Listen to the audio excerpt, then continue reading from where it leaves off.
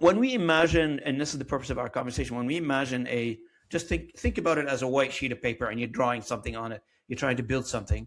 When you're imagining a governance body that controls, or not controls, but that sets few things that could of the language industry globally, what would that look like in your mind? What does it look like? At least from an imagination perspective. We're not here to describe exactly what it's going to look like, because we don't know. We're just trying to imagine what it would look like. I don't know. There's so many maybe people or organizations that don't want this and would never adhere to it. I don't know how, even if it was this beautiful white paper thing and everything looked marvelous, there will always be people who say, nope, this doesn't work for me. And how would we possibly get, a quorum, if you will? So I don't mean to bat this down before we even get started, but I don't know what the white paper would look like. I don't know. I don't have a good foundation. The only thing I can think of is, starting with something that is already known. And I talk about the ISO standards, but there's also the Unicode consortium. What role could they possibly play? I'm actually speaking to the CEO on Tuesday next week. We were introduced, which is great. It's kind of, it's all coming together, right? But And when are you speaking to him? On Wednesday? Maybe we'll publish before Wednesday, and you can show him this conversation. Tuesday. I'm speaking to her Oh, on Tuesday, Tuesday. no. Yeah. It was supposed to be right after this meeting, but she had to cancel. But I think there might be some, I don't know if overlap is the right word, but a starting point with the Unicode consortium. But Sultan, I think you have probably better idea.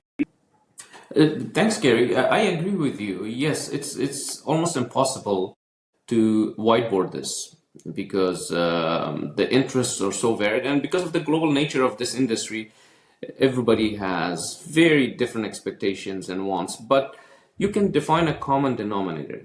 I think we all agree that what we deliver solves a problem, and that problem is for someone to understand something, right?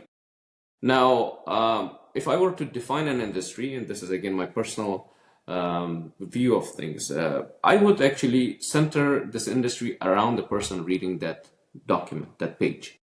So just like an accounting association, for example, looks after things that are related to finances and the people who get affected, whether it's they're doing their annual taxes and so forth.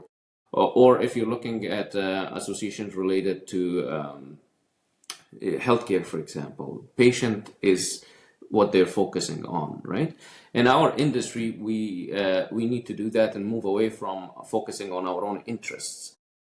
Because once we look after the interests of the people, the end users, the outcomes dependent people, then our interests also become very clear. Because at the end of the day, we should be about giving them value, protecting them, and as a result, we will find our place, I think. Right now, that's not happening. Right now, for translation companies, the buyers are important. Buyers are enterprises that buy services, but what do those buyers do with that translation? It goes to somewhere, it gets published somewhere, but nobody cares about who reads it at that point, right? For our colleagues in the freelance and the supply side of things, selling to translation companies, for them it's important what translation companies are buying. And it seems like this whole thing is very miscalculated and very misplaced in terms of where the focus should be.